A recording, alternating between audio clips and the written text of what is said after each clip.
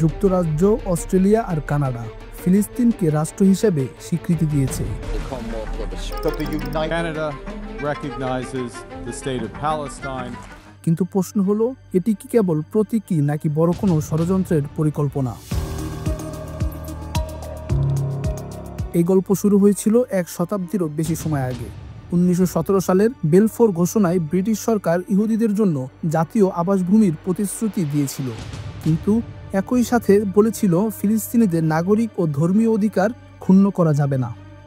এরপর 1922 থেকে 1948 সাল পর্যন্ত ব্রিটিশরা সরাসরি শাসন করে ফিলিস্তিন ভূখণ্ড।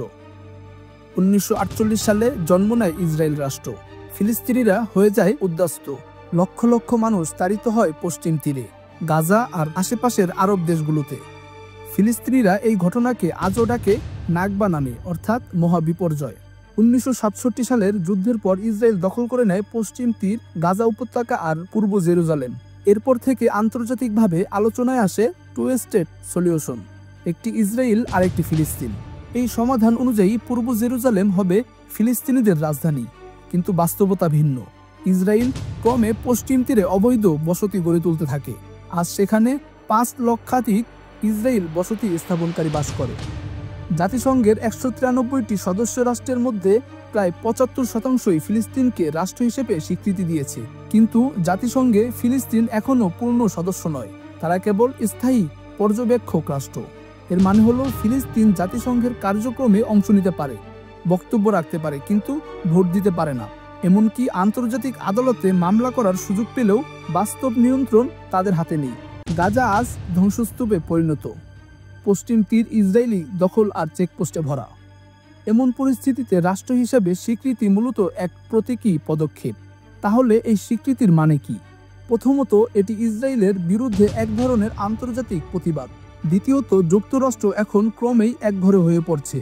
চীন, রাশিয়া, ফ্রান্স, যুক্তরাজ্য, জাতিসংঘ নিরাপত্তা পরিষদের 4টি স্থায়ী সদস্য ফিলিস্তিনকে স্বীকৃতি দিলেও মার্কিন যুক্তরাষ্ট্রই থাকবে একমাত্র বিরোধী শক্তি। গাজায় হাজার হাজার নিরীহ মানুষ নিহত, লক্ষ লক্ষ উদ্বাস্তু হয়ে পড়ছে। এই স্বীকৃতি যেন বিশ্বকে মনে করিয়ে দেয় ফিলিস্তিনিদের অস্তিত্ব অস্বীকার করা যাবে না।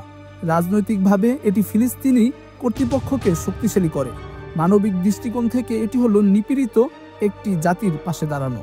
এখনও বাস্তবতা কঠিন, সীমান্ত নেই, রাজধানীও নেই, পূর্ণ শাসন ব্যবস্থাও তাদের নেই। কিন্তু ইতিহাস বলে প্রতীকী স্বীকৃতিও একসময় বাস্তবে রূপ নেয়। যেমন 1970-এর দশকে বাংলাদেশকেও প্রথমে কেবল কিছু দেশ স্বীকৃতি দিয়েছিল, আজ তা বিশ্বের মানচিত্রে প্রতিষ্ঠিত একটি রাষ্ট্র। তাহলে ফিলিস্তিন কি সেই পথে এগোচ্ছে? আজকের স্বীকৃতি হয়তো কেবল কাগজে কলমে, কিন্তু প্রতিটি স্বীকৃতি হলো স্বাধীনতার পথে এক ধাপ অগ্রগতি। আপনাদের কাছে প্রশ্ন একটাই, এই প্রতীকী স্বীকৃতি কি একদিন সত্যিকারের স্বাধীন ফিলিস্তিন রাষ্ট্রের জন্ম ঘটাতে পারবে?